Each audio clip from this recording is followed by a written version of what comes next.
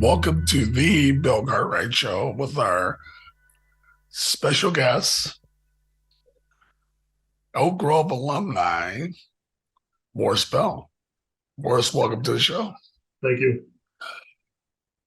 Now, this is what I want to do. I just want to start with everybody to get to know you really quickly. So talk about where you grew up and talk a little bit about mom and dad. I grew up in Sacramento, basically on the Florida area. Did a school in Elk Grove. My dad, he worked for Aerojet as an engineer. Mom was a nurse for Sutter General. From there, they wanted me to play basketball. And, that wasn't my thing. I was a motocross racer. That's what I wanted. You were a motocrosser? Racer. That's what I wanted to do. I wanted to ride motorcycles. I did not know that. Yeah, there's a lot of things you probably didn't know.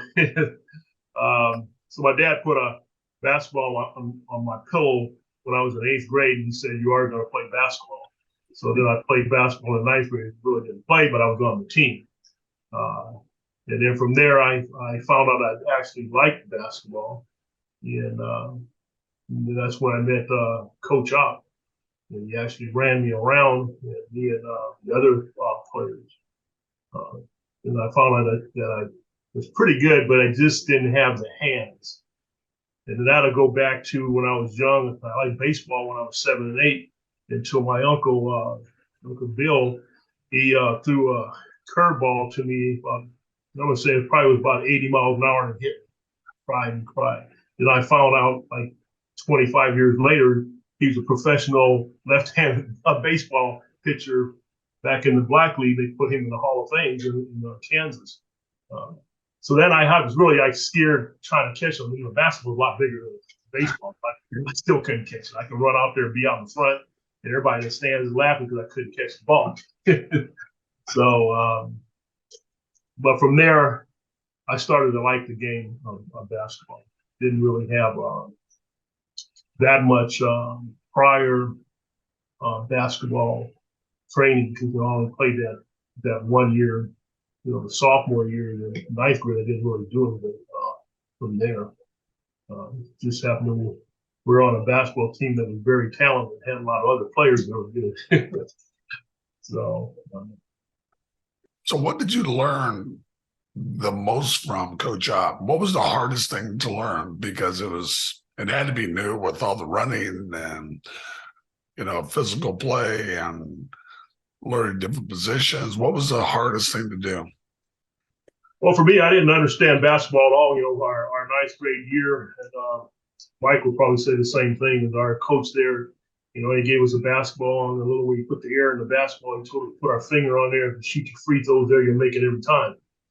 So I didn't get too much training for the ninth grade, but Coach Opp, he took us from step one.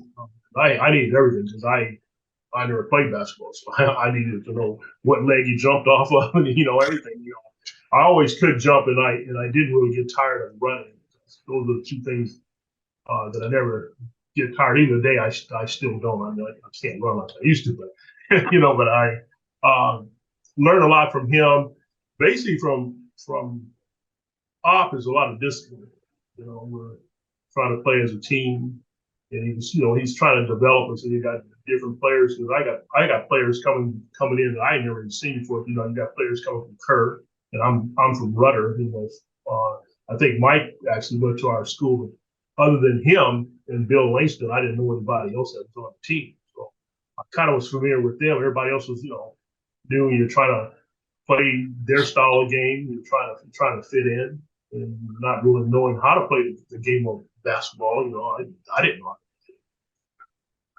So talk about the differences now between Coach Opp and now you got a new coach with Dan Risley, which had to be a bit challenging. It was total. It was Coach Risley. He was hard. he was, he had his ways on how he was going to run that team. And it's going to be ran that way. He didn't like it. Like he sent us in the locker room a lot of times because we wasn't running the way he wanted ran. We had to get adjusted to that. But basically, what he was doing, we're all young, and he was training us to be. He could put us out there, and he could count on us to do what he wants ran. We're not going to do it our way. Like today's game, those guys do it the way they want to do it. There, we knew if I'm playing low post, that's where I'm playing low post. I ain't going out high post. I'm not going out to the wing and shoot the ball. I'm shooting down low. And our plays, he made sure that we were disciplined. We followed those what he taught us, which in life that helped a lot too. Learning those, but he was hard. Yeah, those practices were a bit long. They're hard, yeah. And it was funny when you think back about it, because we used to start practice actually like in the 5th or 6th period, whichever was the last period. That's when practice will start. So we have to go out and shoot. So those practices ended up being 3 hours long. Yeah, it started right after March. But our summers was basically basketball. We would go home. I think we came back. It was like later in the evening in the summer months, wasn't it? We were like there's about 5, 6 o'clock in later in the day. Yeah, it was. What I remember most is that as soon as we went in that gym, of course it was daytime. We come out, it was always dark. And I still remember if we did have Saturday practices, I was happy after practice because finally when we left the gym, it was sunlight outside. We had some daylight. Now talk about your senior year. How was that experience for you? Because it was really hard. It was trying. We did get an opportunity to go to Texas. Yeah, we went to Texas. Basically, before we got to Texas, when we played Edison, I had to deal with Edison because my cousin played on Edison. Wow, I did not know that. Yes, his name was Larry. He played on Edison, and we got beat. And if I talk to him today, I still got to hear that. How they broke our string. So. Yeah, they did, but we did. I think we lost 5 games that year. Fine. But we did end up in Oakland winning the Northern California Championship. Talk about that. Talk about that experience. Back where you were talking about Texas. Texas was a total different style of basketball for us. And we got a kind of like everybody tell we got robbed. How do you get traveling on the sidelines when the guys not giving you, the refs not giving you the ball? We gave like 8 points away because they said we're traveling with out of bounds play. So it wasn't meant for us. We wasn't winning that. That's just not. That wasn't meant for us. I mean, so they wanted a big man. They wanted to see you there, but they wasn't letting us win. That wasn't happening. But the Oakland TOC, that was pretty good, and there's a lot of talent there. What I would have liked to see, other than the Oakland TOC, we get really good there. I wish they had the CIF, where we could have played the teams from LA. To really see how good we were. It's just like you guys played the Bulls when Jordan said, "You guys didn't know how far you could go before they broke that team up." And that's what I would like to feel, us seeing how far we could go with the state. If you played against some of those guys that graduated probably the same year you did when you went into the pros, that we would have ran up on them. Bourbon Day, I think it was. We'd have ran across some of those teams. And they had some pretty good players there too. Well, actually, it was funny because David Greenwood's team at Bourbon Day, they ended up losing to Bill Lambert's team. So it would have been us against Bill Lambert's team. So, but at that point in time, I was okay with the season being over because that was a long season. I was very, very pleased. Hey, talk about a little bit about Elk Grove High School. Did you enjoy your time there at Elk Grove High School? Just a school. The school was good, but I don't know if I was really into the school part. And but the school itself, getting you educated and stuff like that, they were good there. But I just wasn't my mind wasn't there. I just I just went through the motions to get to be able to play basketball, and I went from there. And when I went to college, I don't remember too much about high school. Just don't remember too much about it other than the basketball, because most of our time was basketball. Yeah, I understand. We're goofy kids back then. We were just going through school. We didn't really have our own schedule. That was really somebody else's, and we were there to get through school, which is probably pretty normal. So then now you've graduated. What were you thinking after you graduated from high school? And what did you do? Well, before school was out, I went to Fresno State from Coach Carbajal. I still remember his name, because we used to go to these camps at Jesuit High School. Remember during the summer? I'm losing you here. We went to Jesuit High School. How we used to go to those basketball camps during the summer. Yeah. And the coach there, Coach Carbajal, him working with me on a couple of things, and then he called me when the season was over, when our basketball season was over, for me to come and visit Fresno State. But at that time, when I went to Fresno State and I worked out there, it wasn't good, but I had my mind committed that I was going to St. John's College in Winfield, Kansas. And I just wanted out of California. And that's where I went. It was a JUCO League college. So I went there, stayed there for a year. Now, let me ask you, why did you end up going? What drew you there? I don't know. It's really weird, because I was practicing at Sac State. I was practicing at not Sac State, Sac City, and Cosumnes. And I knew I wasn't going to either one of them. I was just working out. But for some reason, I wanted to get away from California. I don't know. I just wanted to be out of California, and I wanted to play basketball somewhere. And how I got to St. John's, it was through Tennessee Volunteers, because that guy had been watching me. So he had that coach call me, and I ended up going there. Now there was a lot of players. There was some 5-star recruits there. When I got there, I said, "Where am I playing at?" Because it was guard 6'5.5". He was John Lesby. I still remember him. I'm saying, "God, this guy, he's a guard." We got 6'10" guys. But I really could still play basketball with everybody there.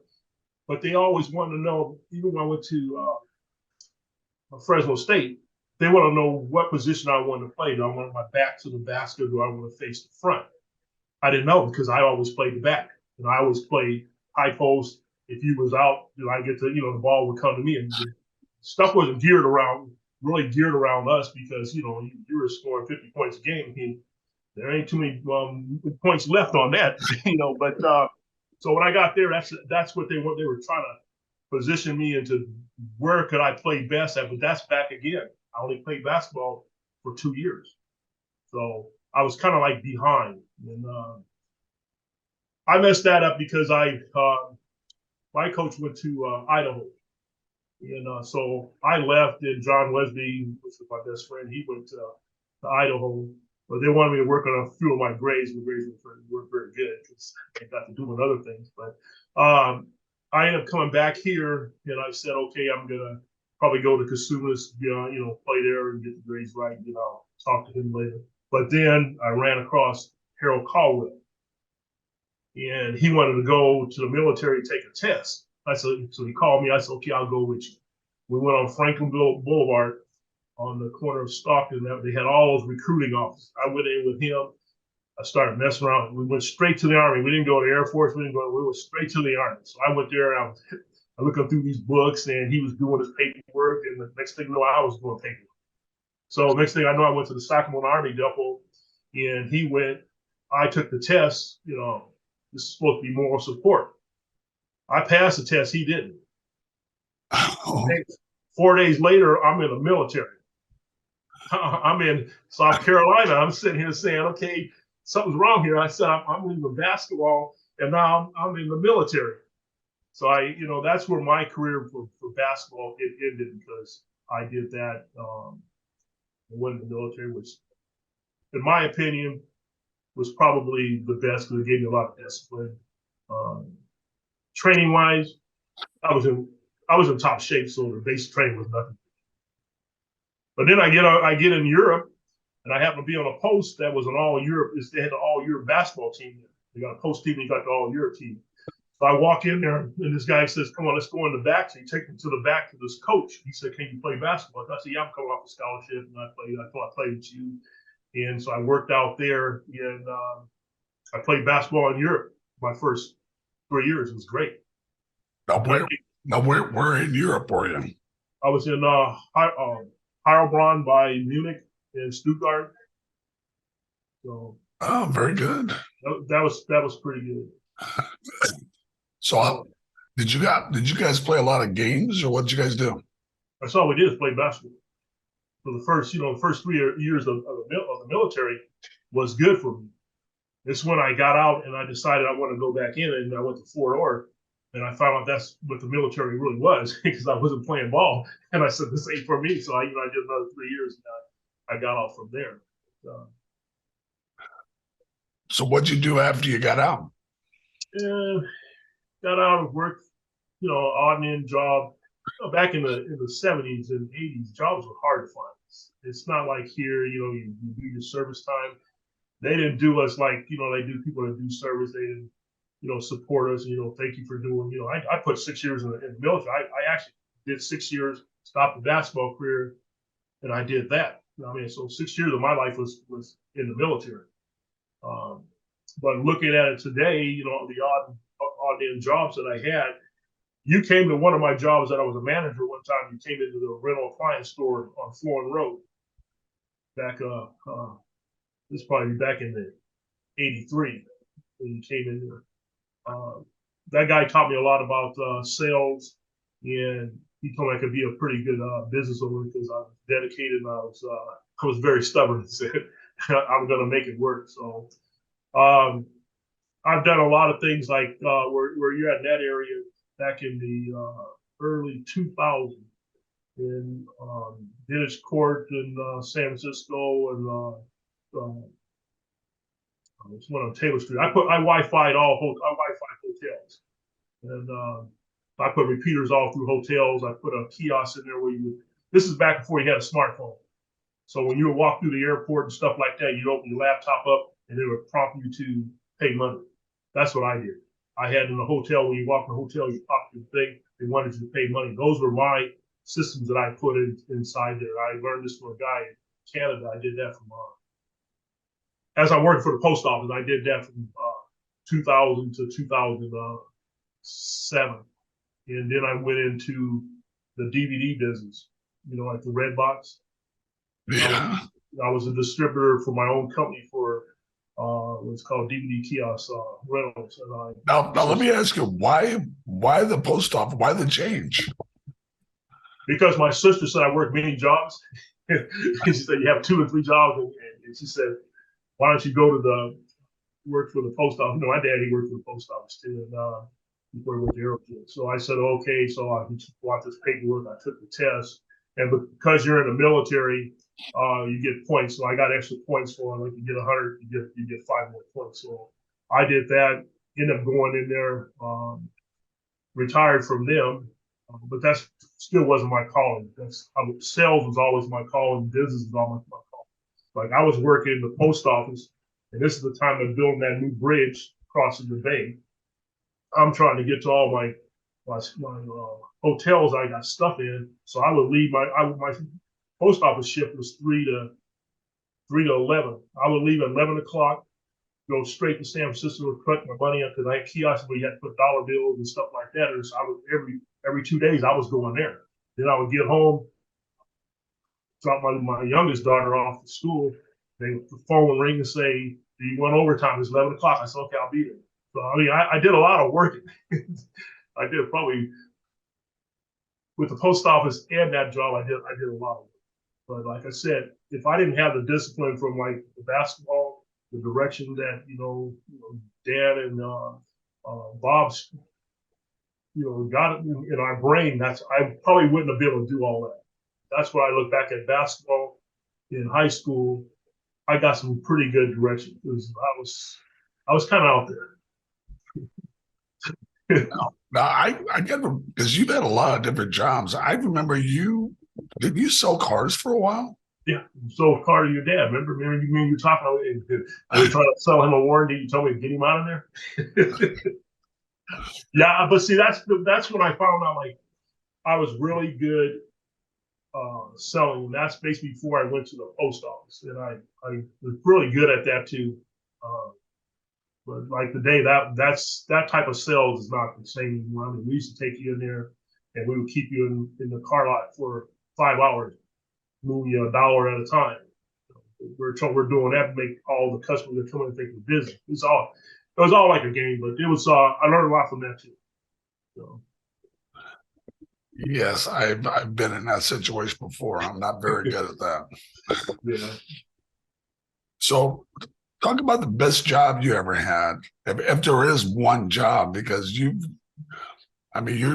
still doing stuff today. You're similar to my mind, because I can't stop either. So talk about what you're doing now. Yeah, so my best job is like what I have right now. It's like the other jobs that I had, the Wi-Fi. Those were not long-term jobs. They would last 5 years. They have like a 5-year shelf life. Now you're trying to find another hustle. So I was always hustling, trying to find another hustle. So when I met you, went in Chicago, I think it was 2014. I gave you a call. I said, "Hey, I'm working on something here in Chicago." And it just happened I wasn't too far away from it. And so I had retired from the post office. So then I said, okay, because of what I was doing there and the mechanical background that I had, all these things that I was doing, I said, okay, I'm going to go into the appliance repair business because it has longevity. You always got to have something that's repaired. So I went there, worked for Sears for like 12, 13 months. And I told you I had a plan. So then I opened my own company back in 2016. And I'm doing display appliance repair since then. I mean, I got another employee. I'm like you. I was telling my wife, I don't think I ever will stop working because I love this job. And when you love something, you don't stop. I mean, so I said I got to stop loving this before I actually stop working. But I'm still doing it. I mean, I'm gonna be 66 next week or Saturday, and I'm still underneath them refrigerators, washers, dryers, and fixing them. But it's something that I enjoy. I mean, post office was a job, paid the money. That's not what I really want to do. It's a government job. It got me a pension, but not what I really want to do. Now, I do have an opportunity to have a time to visit with different friends. I've had a ton of teammates. Do you still stay in touch with anybody from high school, Oak Grove? It's really sad. Only way that I even know about anybody, like you had Bill Langston on it. Everybody, I don't ever see them. And when I left high school, I left. I mean, because I actually left, California, so I didn't see anybody. I see Mike several times that run across him, but the other players have no clue. I try to follow up on some of them, like I follow up on Pat Hemman. I found out Pat Hemman was a very good. Because I was always wondering about Pat because he's good. He can pass that ball, and I found out he was good in college. I didn't know that. He accomplished some good good things for his speed, but I didn't know that. And it wasn't for the internet. I would not have known that. But talking to players other than you, Mike and Terry, that's probably about it. Yeah, luckily I try to make a point to reach out to different guys and to see how they're doing, but it's not easy because you're working, you're busy, you have a family, everybody does. Yeah. So maybe we can do that at one point in time. Speaking of family, talk about your family. Well, I got 2 girls. One is in Olivehurst. She worked for the post office a little bit, but she's not working for them now. She She stays from home, take care of the kids. She's got like 5 kids. She's got a lot of grandkids from one person. And my my younger daughter is probably, Brittany's probably just like me. She's hard. She's aggressive. She's motivated. She's in LA. She went to LA for college. She stayed in LA. She has a couple businesses. She has too much stuff going on, but it's good because she's self-sufficient. And I taught them that way because when I'm not here, I can't help them. They gotta get their life, they have it under their control. She does pretty good. She has flips houses in Atlanta. She's based here in LA. She has social media. She does all that. That's what she went to school for. Nice. Well, I won't let you get in trouble. Talk about your wife. Like 2000, I think it was 2013. I told you I got married in 2014. Everybody said why? Because I had been single since 1987. It was a long time. So, very good person. How'd you guys meet? We went on Match.com. Uh-huh. Yeah. So, and she said kept on Match.com. She kept saying she wanted somebody she lived in Hercules. So she wanted somebody that was in that area. That was Sacramento. And she kept telling me she didn't want no high maintenance. She didn't want, she wanted somebody close, and it all clicked. She just retired last year from the FDA. She's a federal investigator for the FDA. So once again, I'm not let you get in trouble. What's her name? Marsha. Just like my sister. Yeah, so we're good. I mean, I can't ask for anything more. I mean, I'm living good. I just don't play golf. I don't do the other things that I used to do. I spend so much time in this business. Like when I get off with you, I get on this. This is Saturday. I mean, like I told you, I get up early in the morning. It doesn't matter. But I don't know what I would do if I wasn't working.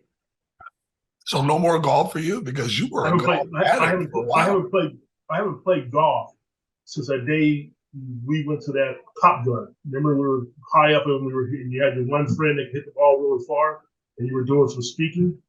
That was in Chicago. Yeah, that's the last time I bought some brand new clubs. So if you see them today, they're still brand new. So I don't know. I used to play a lot. I mean, I would play before I started this business. Before I got married, I play every day. Every day. Yeah, I know. I go to the post office. I know. You were hitting golf balls with Donnie. With Donnie. It seemed like every day you were over there hitting balls. Yeah, and I haven't talked to Donnie and probably physically talked to him face to face in 10 years. Other than that little thing we had in Sacramento. Yeah, I just saw Donnie. Just saw him a couple of days ago over at the driving range. I went over there finally. Yeah. I'm trying to get my body right. It reached out from time to time, so I went over there, hit some balls, and there he is. He's over there. So he's still there in case you want to get back after it. Yeah, not why I said I'm going to go out and take some new lessons. I got a little extra weight here, so I got to figure how to move this club a different way and stuff. We all do. So, that is a nightmare. The last thing I want to ask you, do you? I'm still a real sports guy, every sport. Now, are you still watching a lot of sports now, or what's like your hobby? What's the most fun thing you do? Well, I watch a little basketball. I have my teams that I like. I'm glad Sacramento's probably doing good there, but that's always been my team. I'm a Warriors hater. Any team beat Warriors, I'm happy. But yeah, I follow a little basketball. I think about basketball a lot because, like, coaching college, first thing he told me I should think about being a coach, assistant coach. Now, my theory on coaching is when you can't play, that's when you coach. And at that point, I still thought I was playing, But yeah, I watch a little bit of that. Most of the stuff I do is sports-wise, not too much in there. I spend so much time and this business right here. You know, it's like I said, it's a little bit more than I should, and that's why I told my wife that this year I am going to get back into golf, get back into more of the sports stuff that I like doing. Basketball, no, she don't. My wife actually thinks I can't play basketball. If we went to the carnival one time, you know those baskets that you shoot, Yeah. when they got too much air in the ball. Well, I shot the ball. It was kind of like windy, and I shot an air ball. She said, "You played basketball, you can't." You know, I told her these games are not set for you to actually win. You know, you put all this air in this ball. If you get it there, you're lucky. So yeah. Awesome. Awesome. Well, Morris, thank you so much for being on the show. We got to spend some time together, dude, because we're getting older. Maybe we'll go play a round of golf. Maybe we'll grab Donnie. And, Yeah, just let me know, because like I make my schedule so I can schedule anywhere around it. It's in Sacramento, like you say, you're going back and forth Sacramento and San Francisco, so it doesn't matter. Yeah, all the time. But great seeing you. Thanks again for being on the show, and I'm looking forward to spending some time together. All right, so just got my number. Just give me a call. I got yours. I'll give you a call. Awesome. Right. Nice talking to you.